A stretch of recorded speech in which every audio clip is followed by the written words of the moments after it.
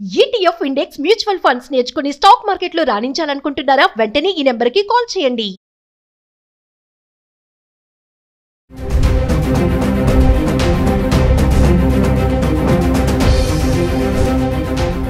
నమస్తే, welcome back to Suman TV. H1B visa fees విషయంలో వచ్చినటువంటి మార్పులతో ఇమిగ్రెంట్సే కానీ, మరి ఎవరైతే ఇండియా నుంచి అమెరికా వెళ్తున్న టూరిస్టులే కానీ, వీళ్ళందరిపైన ఇంపాక్ట్ ఎలా ఉండబోతుంది, మరి కొత్తగా వచ్చినటువంటి పేయింగ్ విజిటింగ్ గురించి మరిన్ని వివరాలు తెలియజేయడానికి మనతో పాటు అందుబాటులో ఉన్నారు 24 ఇయర్స్ నుంచి అమెరికాలో ఉంటున్నటువంటి MNC ఎగ్జిక్యూటివ్ వీరభద్ర గారు. Vote sir.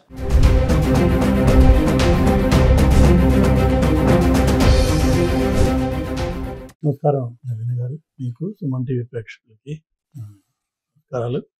ఈరోజు చాలా ఇంపార్టెంట్ అప్డేట్ గురించి మాట్లాడదాం మనం. ఏంటంటే త్వరలో వస్తోంది ఒక $250 వీసా ఇంటిగ్రిటీ ఫీజు అని చెప్పి విన్నాం మనం. అంటే ఎవరైనా సరే యూఎస్కి వీసా మీద వస్తుంటే వాళ్ళు $250 డిపాజిట్ కట్టాలి, promising that they will behave good character. And వెనక్కి వెళ్ళేటప్పుడు లేక సబ్సిక్వెంట్గా వెళ్ళిపోయిన తర్వాత there may be a process, we don't know that yet, to claim that money back. అది ఇంతకుముందు విన్నాం మనం. కానీ ఆశ్చర్యంగా అమెరికన్ హిస్టరీలో గత 25 ఏళ్లలో జరగంది నిన్న జరిగిపోయింది. ఏంటి అంటే ఒక bipartisan bill, American immigration reform bill ఒకటి పాస్ అయిపోయింది అవుట్ ఆఫ్ ద హౌస్. అంటే త్వరలో అది లాగా కూడా తయారైపోతుంది. దాంట్లో చాలా ఊహించినటువంటి మార్పులు ఇమ్మిగ్రేషన్కి జరిగినాయి. అవి చాలా important and critical for all those people that are here in America as immigrants. So ఇన్నాళ్ళు ఎలా ఉండేది అంటే ఇక్కడ citizens, green card holders which are permanent residents, and then F1s, B1s, H1B, అలానే రకరకాల ఎంప్లాయ్మెంట్ బేస్డ్ ఇమిగ్రేషన్ కేటగిరీస్ ఇవన్నీ ఉన్నాయి. వాటికి రెస్పెక్టివ్ ప్రొటెక్షన్స్, ప్రాసెసెస్ ఉండేవి. ఇప్పుడు ఏం జరిగింది అంటే as a result of this new bill, they have now clearly created 2 separate distinct classes. One is US citizens, they are separate. Everybody else, including permanent residents, are called non-citizens, and these non-citizens have zero protections. అంటే అర్థం ఏంటంటే ఇంతకు ముందు DUI అంటే driving under intoxication, driving while intoxicated, DWI, DUI అట్లా రెండు రకాల acronyms ఉన్నాయి. అంటే తాగి డ్రైవ్ చేస్తున్నట్టయితే ఒకవేళ పోలీసుల చేతిలో పట్టుబడ్డట్టయితే సరే, దానికి ఏదో కోర్టు ప్రాసెస్ వెళ్ళడం, ఫైన్ కట్టడం, అది దాన్ని నువ్వు యాక్సెప్ట్ చేసేస్తే ఆటోమేటిక్గా ఆ ఫైన్ తోటి అది పోయేది. ఇప్పుడు లేటెస్ట్ చేంజ్ ఏంటంటే DUIలో ఎవరన్నా పట్టుబడితే DUI directly is deportation. DUI equals deportation. There's no any other recourse to that. అది స్టేట్ లెవెల్లో జరిగిన, ఫెడరల్ లెవెల్లో జరిగిన, this now a federal law that override all state laws. You are out of this country automatically if you are convicted or caught on a DUI. ఒకసారి అది ఆలోచించండి ఆ విషయం. అంటే ఎంత కేర్ఫుల్గా ఉండాలి. ఈ వీకెండ్స్లో కానీ వీక్ డేస్లో కానీ బార్ అండ్ రెస్టారెంట్కి వెళ్ళి బయట తాగి ఏం పర్లేదు, నాకు 2 బీర్సే, 1 బీర్లే, ఎప్పుడో తాగాను, గంట అయిపోయింది అని చెప్పేసి ఇంటికి వెళ్తూ ఉంటే అది దాని కాన్సిక్వెన్సెస్ ఎంత సీరియస్గా ఉన్నాయి, అది ఒకటి ఆలోచించండి. చాలా కేర్ఫుల్గా ఉండాల్సిన అవసరం. రెండోది వచ్చేసి ఈ క్లాసెస్ ఏవైతే నాన్ సిటిజన్స్ క్లాసెస్ ఉన్నాయో వీళ్ళందరూ కూడా ఏ లీగల్ ఇష్యూలో, అది చిన్నదవని పెద్దదవని ఎంత ఏదైనా సరే, ఒకసారి లీగల్ ఇష్యూ వచ్చింది అంటే వాళ్ళకి further renewals, they are not just eligible for any of them. అంటే అర్థం ఏంటంటే ఏదైనా ఒక చిన్న ఫ్యామిలీ డిస్ప్యూటో, లేకపోతే ఏదైనా ఒక షాప్లో ఏదైనా డిస్ప్యూటో, ఇంకోటి ఏదైనా జరిగి దానిలో కేసు అయ్యి ఆ కేసుకి మనం కోర్టుకు వెళ్ళి, లేకపోతే కోర్టుకు వెళ్ళకముందే జనరల్గా ఇక్కడ సెటిల్మెంట్స్ అని అయిపోతూ ఉంటాయి. అంటే you accept that you are at fault, you pay whatever penalty, then the case is closed. You won't go to jail, you won't do any time, there is no conviction.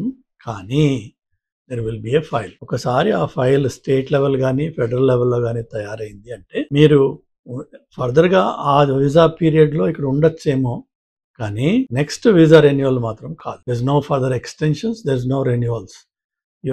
You'll become ineligible to come back in to this country. So ఒకసారి అది ఆలోచించండి, అది ఏంటి విషయం అన్నది. అంటే ఇవాళ రేపు పర్టికులర్గా ఈ రీసెంట్ టైమ్స్లో మనము out of control political rallies తీసి రోడ్లు బ్లాక్ చేసి డప్పులు డమార్లు రోడ్డు మీద సెలబ్రేషన్స్ చేయడం, లేకపోతే ఈ కొత్త సినిమాలు వస్తే ఆ సినిమా థియేటర్ల లోపల సినిమా థియేటర్ల బయట మనం చేసే అంత కెయాటిక్ బిహేవియర్ చాలా అసహ్యకరంగా చాలా నీచంగా ఉంటుంది. అదేవిధంగా ఈ పండుగలు పబ్బాలకి మనం చేసే celebrations we are just going overboard for with a lot of those things. అది చేయకూడదు అని కాదు, కానీ ఆ సెలబ్రేషన్స్ చేసుకోవడానికి ప్రయర్ పర్మిషన్ తీసుకున్న లొకేషన్స్ ఉంటాయి కొన్ని. అది ఇన్సైడ్ ద టెంపుల్ అవ్వచ్చు, లేక ఇన్సైడ్ ద టెంపుల్ కాంప్లెక్స్ అయి ఉండొచ్చు. That's the place you are allowed to celebrate. But once you come to the road you have to follow the rules. ఒకవేళ మనం అది ఫెయిల్ అయితే, and now with this new law and new freedom that these guys got, everybody is looking for an opportunity to tighten the screws. మీకు due process అన్నది లేదు. మీకు మళ్ళీ American life will come to an end to do any of these silly stupid things. Try to realize and continue cheste, fine, you will feel the consequences, which is simply go back home and you are never eligible to come back into this country.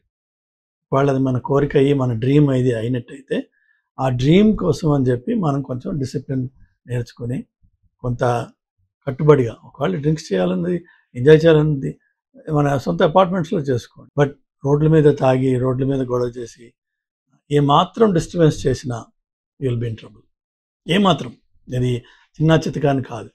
You might have gotten away so far. ఇప్పుడు దాకా మనకి పర్లేదురా, America కూడా మన ఇండియాలానే మన హైదరాబాద్లానే, అది ఇన్నాళ్ళు నడిచింది. అది ఈ కొత్తగా ఇప్పుడున్న సీజన్లో ఇప్పుడున్న వాతావరణంలో ఈ కొత్త లా పాస్ అయిన తర్వాత ఇన్ఫ్యాక్ట్ నెక్స్ట్ స్టెప్ వచ్చేసి USCIS ఏదైతే ఇమిగ్రేషన్ సర్వీసెస్ ఉందో, ఇన్నాళ్ళు వాళ్ళు మనని పిలవడము, ఇంటర్వ్యూలు చేయడము, ప్రాసెసెస్ చేయడము అట్లా ఉండేది. మన ఒక్కోసారి ఈ గ్రీన్ కార్డ్ ప్రాసెస్ కానీ సిటిజన్షిప్ కానీ వెళ్ళినప్పుడు అక్కడికి వెళ్ళి టెస్ట్ తీసుకుంటాము, లేకపోతే అక్కడికి వెళ్ళి ఇంటర్వ్యూ ఉంటుంది, అక్కడికి వెళ్ళి ఫింగర్ ప్రింట్స్ ఉంటాయి, ఇలా రకరకాల పనులు చేస్తూ ఉంటాం.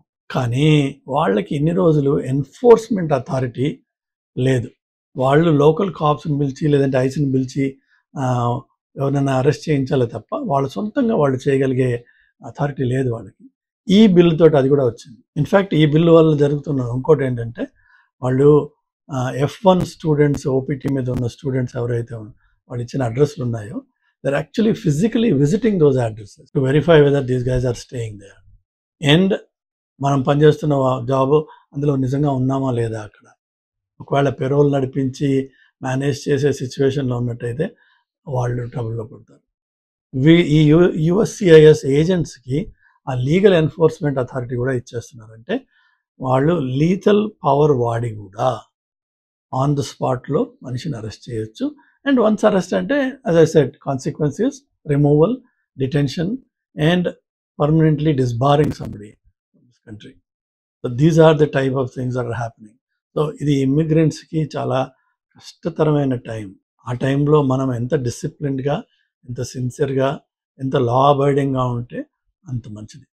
సో దయచేసి ఇది ఫాలో అవ్వండి, లాస్ ఫాలో అవ్వండి, రూల్స్ ఫాలో అవ్వండి, ఈ లేటెస్ట్ అప్డేట్స్ చూడండి, అట్లనే డిసిప్లిన్గా ఉండండి. ఈ పండగలు పబ్బాలు వస్తాయి, సినిమాలు వస్తాయి, కానీ సినిమాయే మన జీవితం కాదు.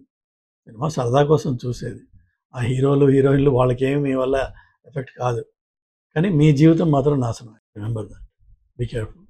God bless you.